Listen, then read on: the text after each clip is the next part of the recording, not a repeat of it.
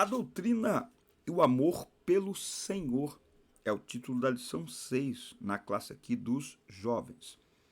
O texto em destaque, ou o texto principal, está em Atos 2, 42 e 43, que é um texto maravilhoso para mim, que mostra o que é de fato uma igreja cheia do Espírito Santo, uma igreja pentecostal.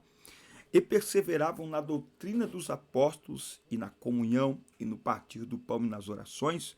Em cada alma havia temor, e muitas maravilhas e sinais se faziam pelos apóstolos. É necessário que haja doutrina e fervor espiritual para que os crentes tenham uma espiritualidade saudável. Olha que coisa interessante. É necessário que haja doutrina e fervor espiritual para que os crentes tenham uma espiritualidade saudável. O texto está em Apocalipse 2, de 1 a 7. Enquanto você encontra, quero saudá-los com a paz do Senhor. Que Deus abençoe suas vidas, seus alunos, seus projetos, seus sonhos. É sempre um prazer recebê-los por aqui, semanalmente, para juntos prepararmos a aula da semana. Sou o presbítero Denis Pereira, atuo há mais de 25 anos com a juventude na igreja, com a escola bíblica dominical. Sou presbítero da igreja aqui, eu não sei se eu falei. E viajamos também ministrando a palavra de Deus. Por isso, inscreva-se, ative as notificações, dá like no vídeo e deixe o seu comentário, que é muito importante para nós. Uma outra coisa também é aqui, ó, na descrição do vídeo, tem todas as minhas redes sociais. Segue a gente lá no TikTok, denispereira.ofc. Isso mesmo, o nosso TikTok é edificante. O que você encontra aqui, você encontra lá, mas em outro formato. E você encontra lá também trechos de nossas ministrações. Em 2024 será um prazer atender a sua igreja. Entre em contato conosco, o link está aqui na descrição também. E tem um link de WhatsApp aqui, temos 6 grupos de professores no WhatsApp, compartilhando semanalmente a palavra de Deus e assuntos relacionados à lição da semana, tá bom? Pegue Bíblia, revista, papel, caneta, vamos para o texto bíblico. Abra aí sua revista e vamos para o texto bíblico. Está em Apocalipse 2, do 1 ao 7. Escreve ao anjo da igreja que está em Éfeso. Isto diz aquele que tem na sua destra as 7 estrelas, que anda no meio dos 7 castiçais de ouro.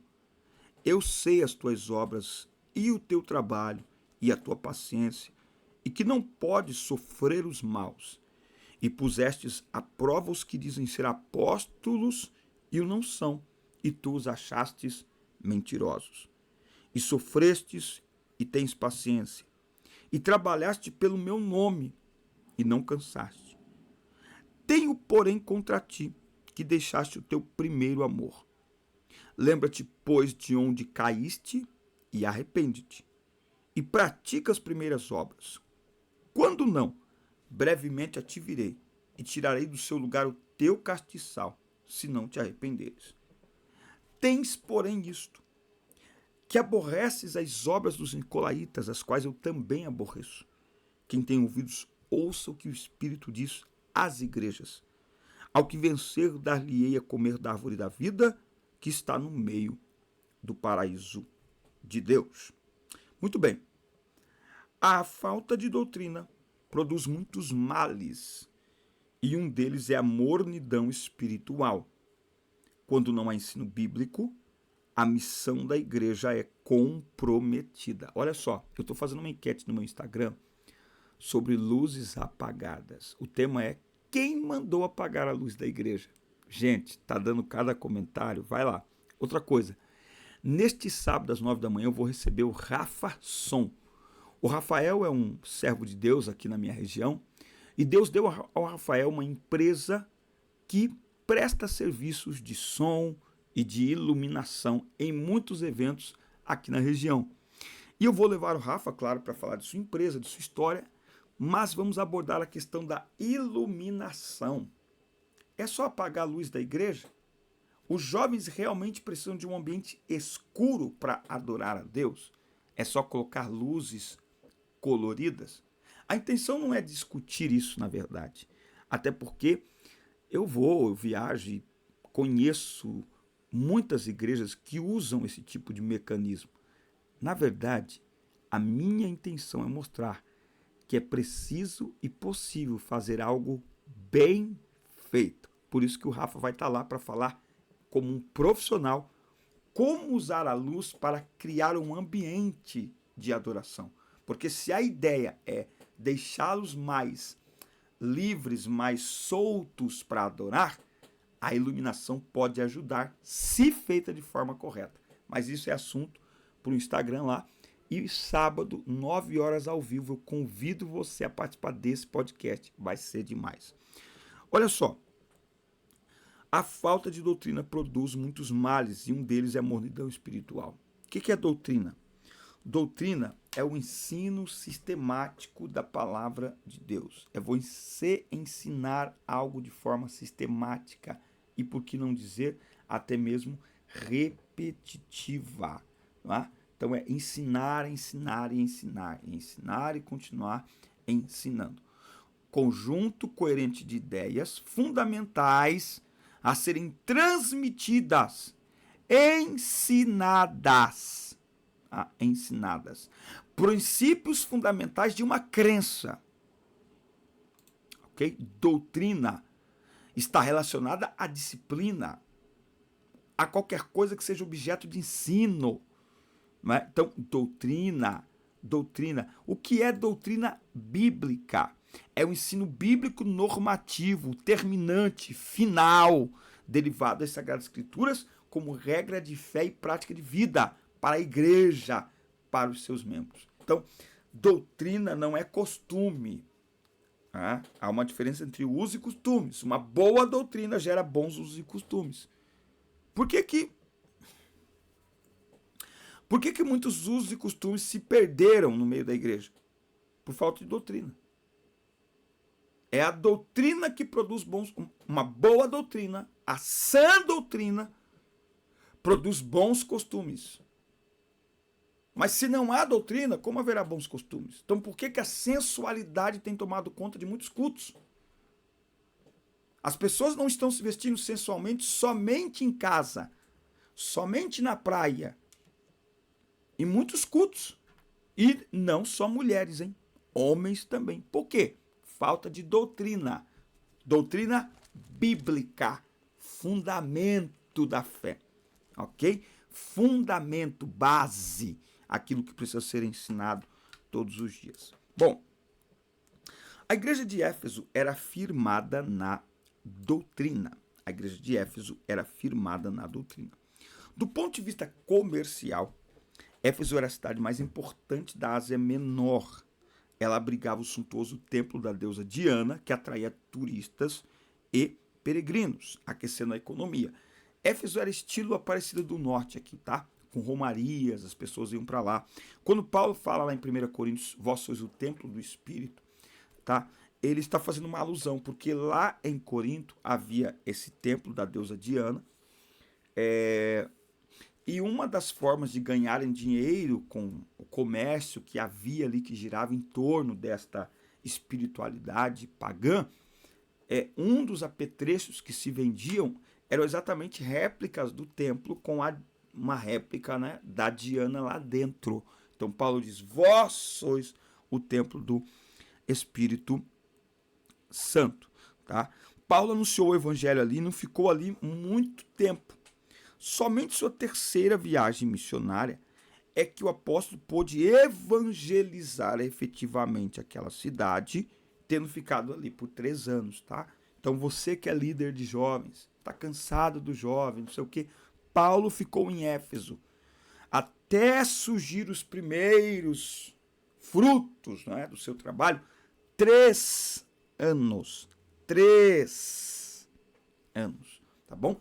O fruto do nosso trabalho, quando aplicado com a palavra de Deus, ele demora de 3 a 5 anos para aparecer.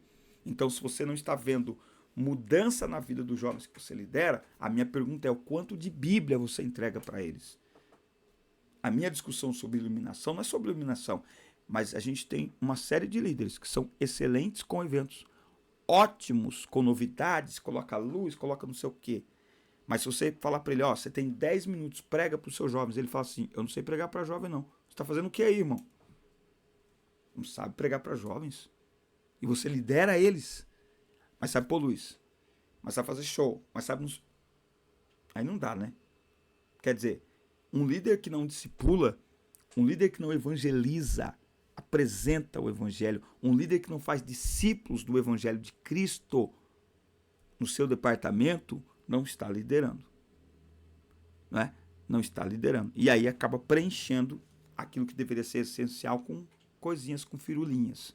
Então o problema não está na luz, não está no evento, está na falta de doutrina, está na falta de ensinamento. E o pastor coloca a gente para liderar os jovens com essa intenção. Eu lembro que um pastor falou para mim uma vez: Denis, eu preciso de você aqui.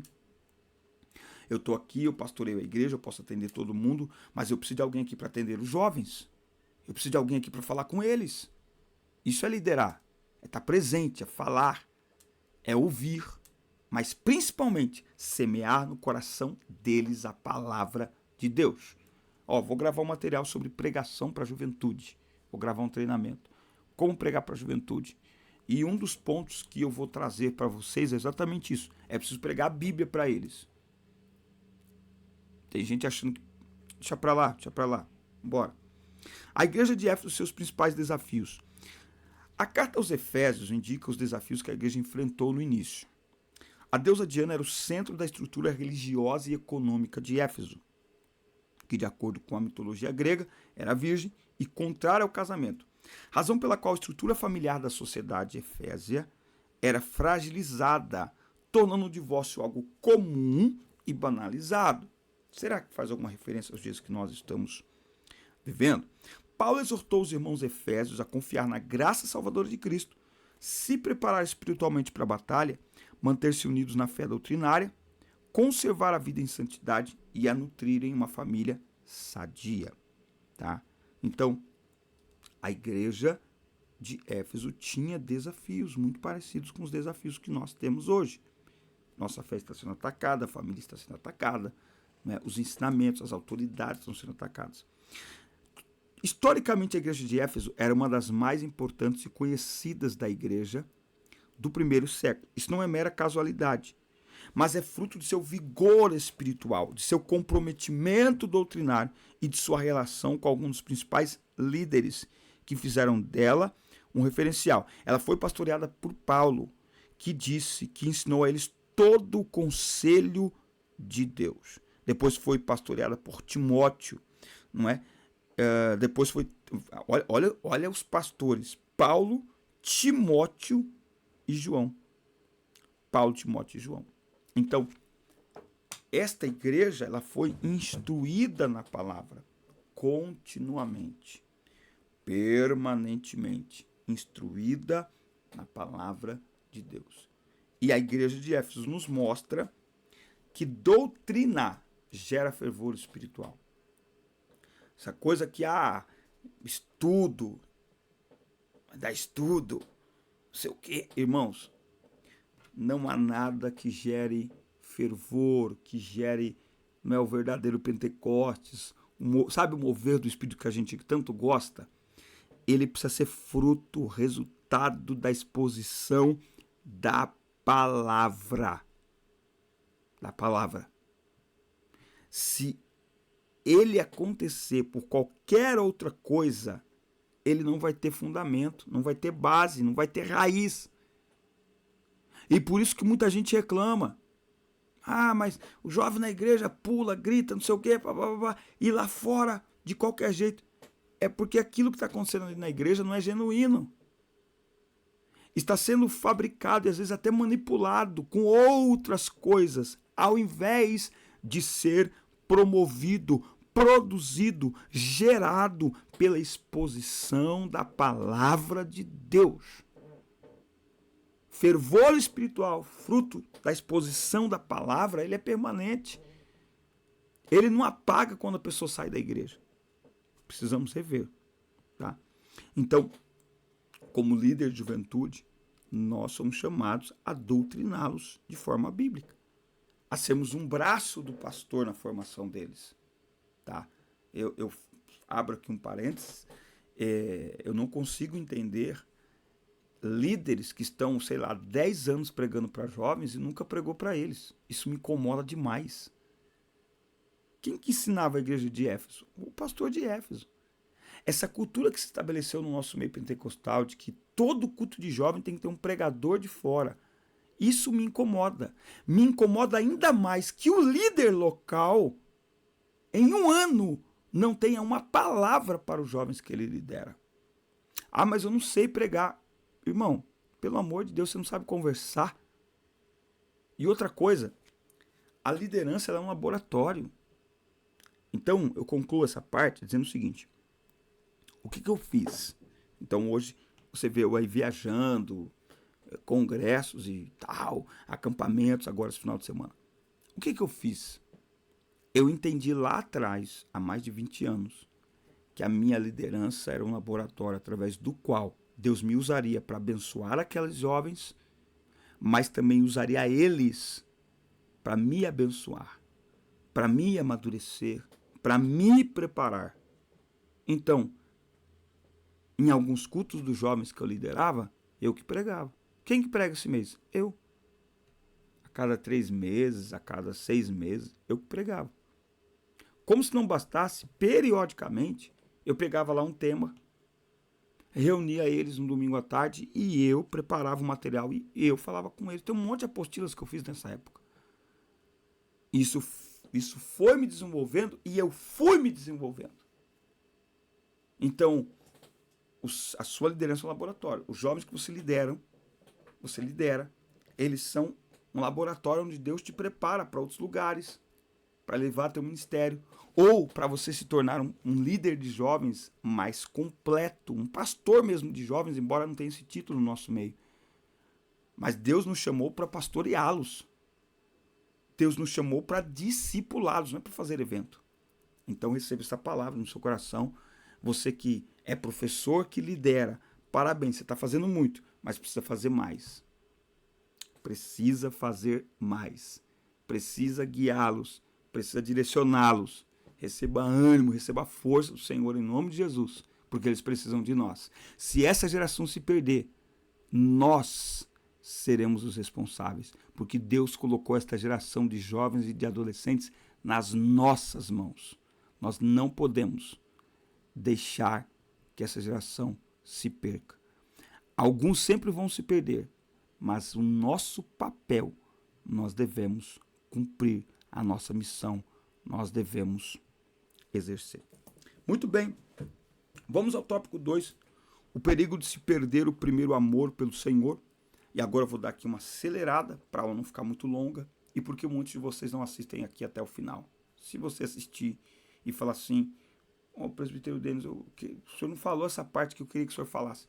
Fala aqui nos comentários, eu gravo um vídeo, esclareço algo para você, tá bom? Mas antes de continuar, eu quero te lembrar do treinamento Transforme Suas Aulas.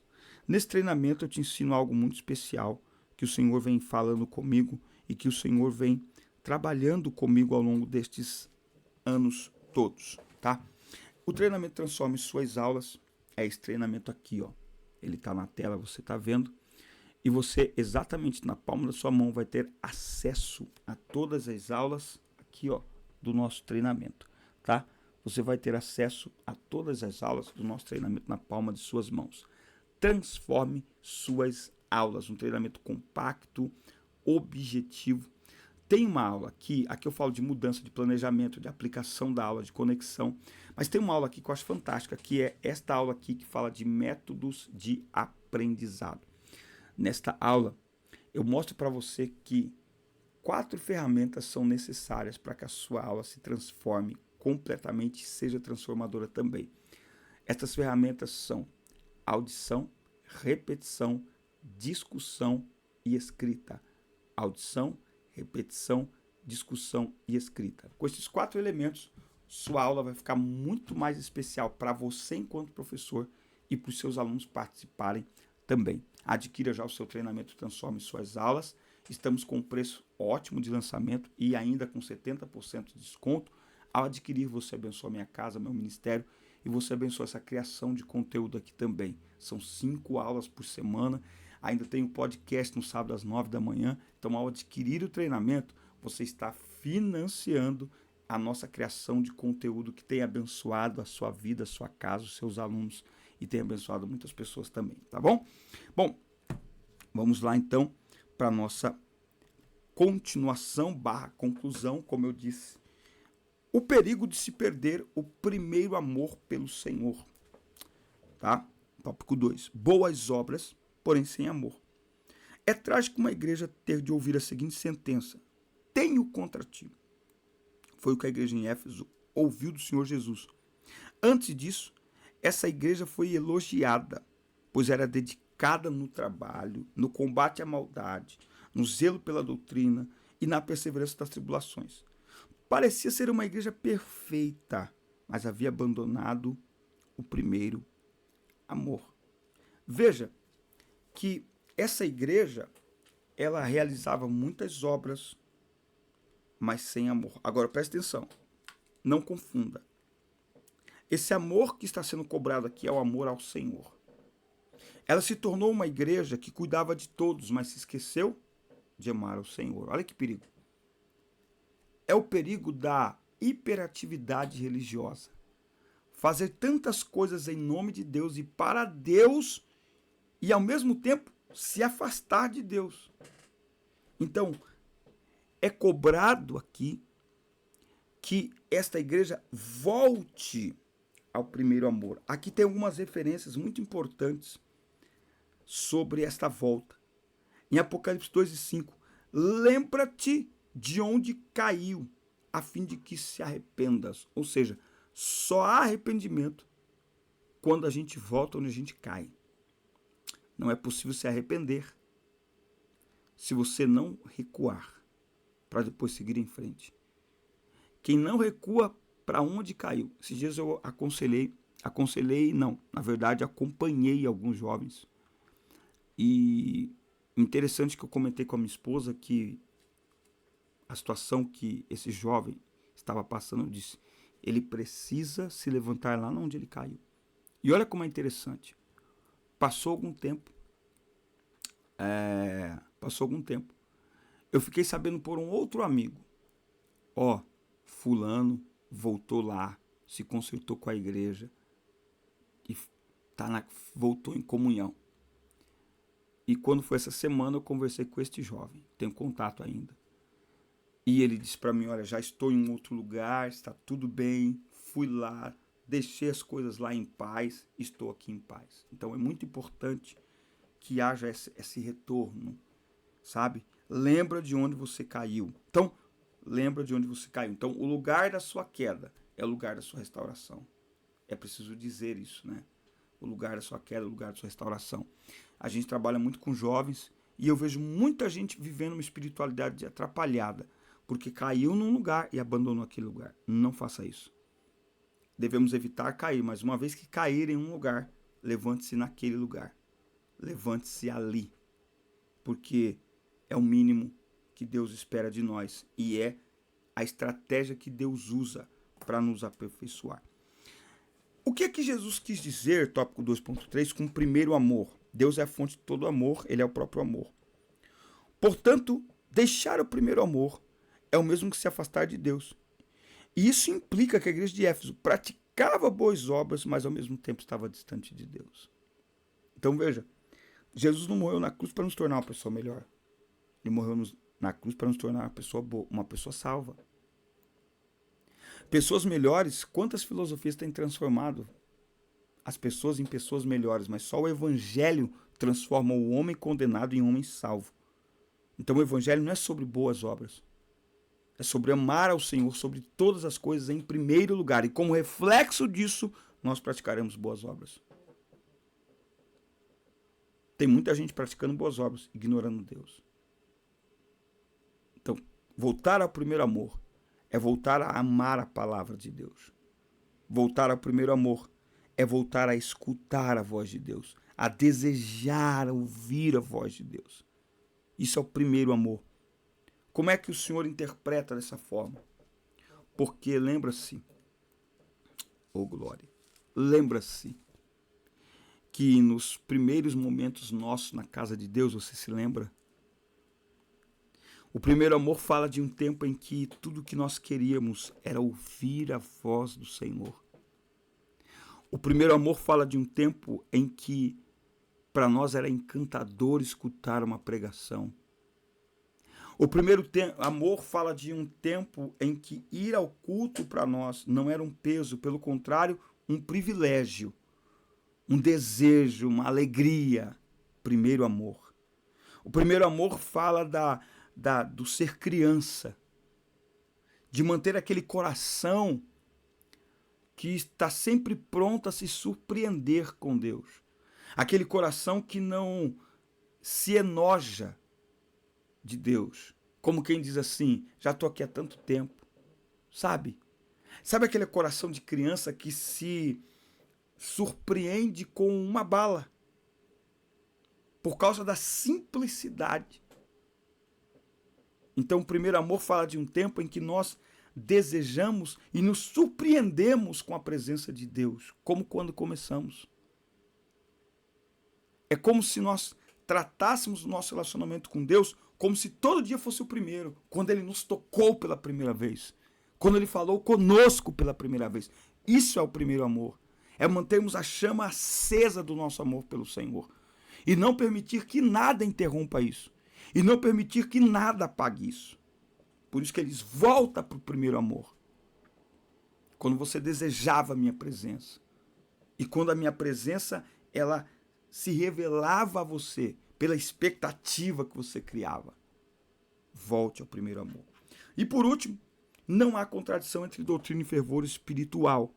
Ele vai falar do problema dos extremos, né? Então, a igreja de Corinto, ela valorizava os dons e negligenciava os ensinos bíblicos.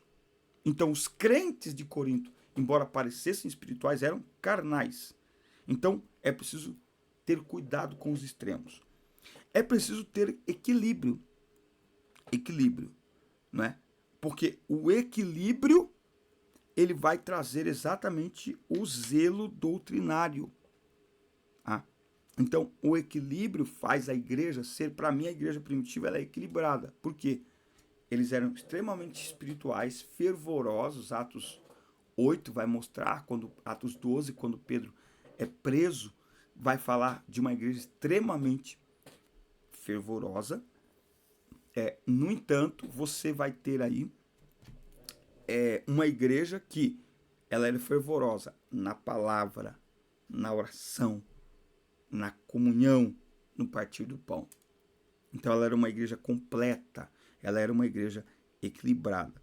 Na verdade, doutrina e fervor espiritual são a combinação perfeita. A compreensão da doutrina bíblica e sua prática permite ao crente desfrutar de uma relação real e pessoal com o Senhor, que é o que faltou à igreja de Éfeso, embora ela tenha sido bem instruída pelos seus líderes. Uma igreja que valoriza, busca e trabalha pelo equilíbrio entre a doutrina e o fervor espiritual se protege de uma falsa religiosidade. Então, por exemplo, esses dias eu estava pensando, né, que nós tínhamos o culto de doutrina, hoje não chama assim mais, mas lembra do culto de doutrina. Por isso que eu falei que a nossa liturgia ela é muito, muito legal para mim, ela é muito interessante, porque a nossa liturgia ela tem lá o culto de domingo, que é aquele culto evangelístico, né, aquele culto público, né. Você tem a quinta-feira, que é o culto de testemunho, mas você tem a terça-feira, que é o culto de ensino. Você tem a escola dominical, culto do ensino. Então você percebe que você tem... Isso é para quê? Para gerar equilíbrio. Na lição dos adultos a gente falou sobre organização e organismo. Isso faz o quê? A igreja tem um equilíbrio. Então tem o dia da gente vibrar e tem o dia da gente sentar.